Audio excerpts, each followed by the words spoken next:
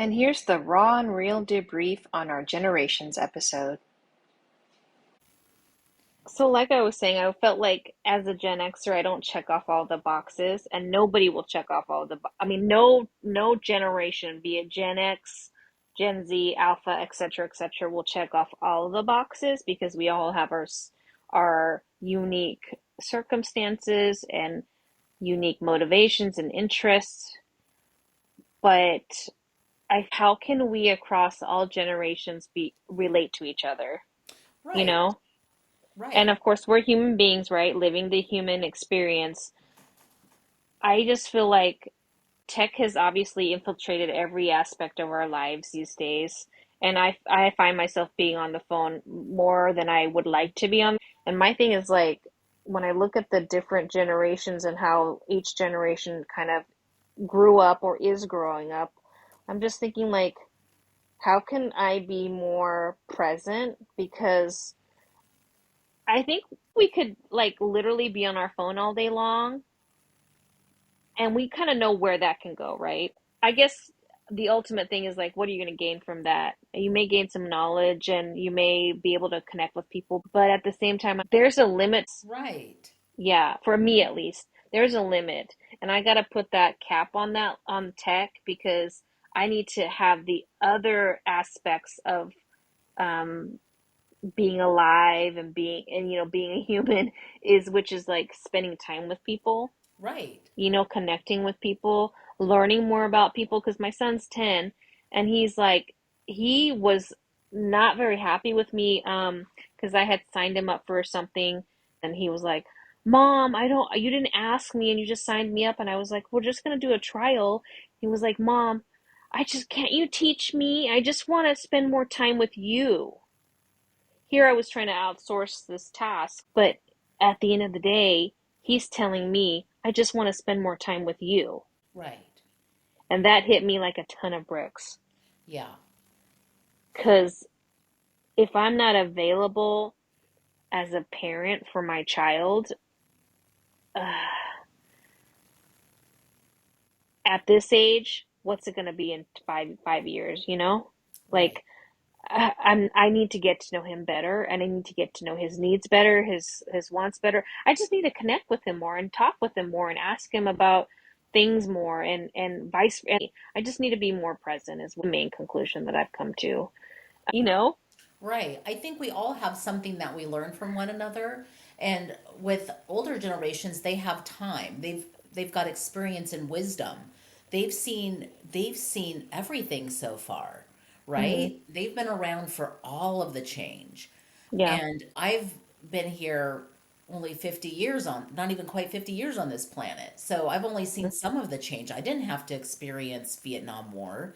I experienced some other wars, but it wasn't in the forefront like it was with those other wars, like the Desert Hmm. Storm, things like that. It was talked about, but it wasn't like affecting me. My loved one wasn't drafted and had to leave, and you didn't know if they were going Hmm. to come back. Like Yeah. it affected them differently. So they've seen all of this. And so different perspectives, if we don't have that human connection, we don't learn from one another and we don't see all of the perspectives and we just make assumptions that, we lump this one group into all these assumptions that just aren't true. Not everybody's thinks one way. Everybody thinks based off their own life experience many different ways, and being open to that and not just putting them in a an assumption category that they all Hmm. think this way. It's not fair and it's not respectful, and every generation should be respected because they're all contributing something to this world. We're here for a reason and we're here to learn from one another and we're here to, hopefully make this world a better place where we all like coexist and there's love and support for one another, which I do feel like we've passed that on. We wanted our kids to not like mask their feelings. We wanted our kids to talk about our feelings.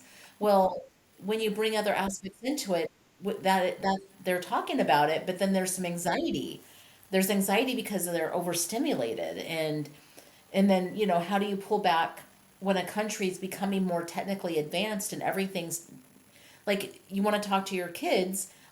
My kids are at college. I have a tougher time connecting with them because they're so busy And I'm like, and I just have to say basically, hey, when you have some time, I'd really love to catch up. Just give me a call or let me know when I can call you. And that's kind of where we're at. And that's hard because, like you were saying, your son's 10 years old. I always had those connections with my kids when they were like teenagers and below. When they went Hmm. off to college, I don't have that same connection where I get to see them every day and say, "Hey, how'd your day go?" It's little funny little comments. Like today, my son texted me and he goes, "Well, I know I live in New York when I'm in Target and somebody peed on the floor." I'm just thinking about like, yeah, my son, he doesn't have tech, he doesn't have a phone or anything, so that's all he knows is, and what he enjoys is his books and family and just his school life and everything.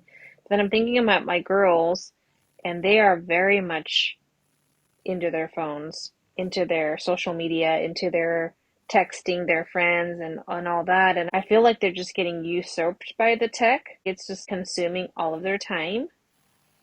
And there's just very little discernment about, I need to put this down and I need to tune into what's actually happening right here instead of people that are elsewhere. It's like there's no, I've had enough of this for now. I need to do something else. I need to tune in. Breathe fresh air. Go say hi to my family member and see how they're doing. Or I think they're just so it's the new way of talking with your friends. That's the alpha generation and the Gen Z. They'll talk to their friends online, but then meet them face to face. And in college, when you're in college, you're in a small area. You do see more people face to face. But But in it, but everyday mhm. life, But then also, if somebody contacts me via cell phone, there are times when I'm not available. right? And we And so understand I that. don't need to, yeah, so I don't need to text right away because I'm not available 24/7. Right. And I think I'm guilty of this too, where I feel like I have to respond. And no one's ever made me feel that way, but I'm like, oh, at work, especially like my mother-in-law will call me or a friend will text me and I'm at work and I'm like, I'll try to get back to you as soon. I have this need to respond. And my husband does too. I was like, you know what? That's what people used to have. They used to have voicemail boxes or what's it called? Answering machines. Hmm. People, you can call back, which I never really liked either because I hated leaving a message. I never knew what to say, and I was just like, I was just saying hello, and then people feel obligated to call you back, and if you don't call them back by a certain time, you feel guilty, and it's just this. I just miss the old, hey, I was thinking of you, face to face, let's get together. It's Hmm. just different. It's almost like you have to give somebody a response. I think for me, out of this conversation and just kind of my own personal development, for me, because the work starts with you, they say, right? So for Right. me, it's I need to start my own counter revolution. And what I mean by that is like I need to put the phone down Yeah. and I need to spend more quality time with my family, friends, and sometimes it's just me time. Oh my God, I love me time. Oh my, Jessica, I'm not gonna lie to you. My me times are like my favorite times. It's a kind of like a guilty pleasure. It's like these times where sometimes when I'm at the coffee shop, just like having a time to like take a breather and really just being intent on any one task. You know what I mean? Taking my time doing something. Oh, it's great. I used to value the days that the kids went off to school and Matt went to work. I could actually have a moment to myself where I wasn't chasing after a kid or helping them with something or making them something or it was great. It was great. It was great. I still value that. The other day Matt was like at home and I go, "Hey, you going into work?" And he goes, "Why?" And I go, "I just want a little me time and the quietness of the house is what I really enjoy." And he started laughing. He goes, "Oh, it's a little too loud." I go, "Yeah, it can be a little loud. You're talking on the phone to people at work and sometimes I just value that quietness." And so, You can have that quietness every day. Did you know that? I try to wake up a little earlier oh, I do. Yeah. so that I can have that me time in the morning to focus and to process. Yeah, that's what I do. I do get up early and it's funny because I just met I was going to work, and I get up at 4 a.m. when I go to work, and I get ready, and then I go have my breakfast, and then I get to work an hour early. And as I was coming off the or getting onto the elevator rather, I ran into my manager. He goes, "You're here so early." I go, "It's kind of my me time, my prep before I start the day." I go, "It's really nice. I can just decompress, and I can just like think about the day, and it's just a little time to myself." But people always comment that I'm there so early. But it's like I need it. That's what I need. And so it's worth it to me to get up earlier to just wake up, and sometimes I'll talk to the kids, or like I'll like just think about the day and think about things in general and reflect, and it's great. I love it. My me time is also being out in the garden. I love that because I can be creative out there, you know? And then I sometimes just go to the coffee shop by myself with my journal or my laptop at my own pace. And I only need to be responsible for my own needs in that moment. I love it. Yeah, it's so needed. People don't do that enough for themselves. Sometimes you just don't want to talk to anybody, and you don't want to have to give anything more to anybody. Your cup is full and you just need to decompress, and oh, it's lovely. Sometimes it can get like that's Matt, he doesn't he has me time before I get home, and he'll but he has his time with, friends and things like that too. And sometimes we have to also make time for each other. It's like yesterday we went on this was supposed to go to dinner, and then he got a call from work that he had to, so then I had to sit in the car while he was at work for a little bit, and then we went to dinner and we had that little time together, and then it just felt cut short because all week he's busy working, and then today he's golfing, and so it's like, and then he has one day Sunday off, and that's the Masters, so that's his favorite Oh, golf to watch. So I'm going to be watching it with him, or I might be doing some odds and ends and tuning in and out. But it doesn't leave a very much time to connect.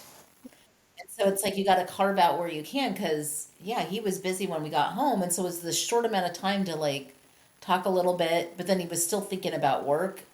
And I was like, okay, this just didn't go like I had thought the day was going to go.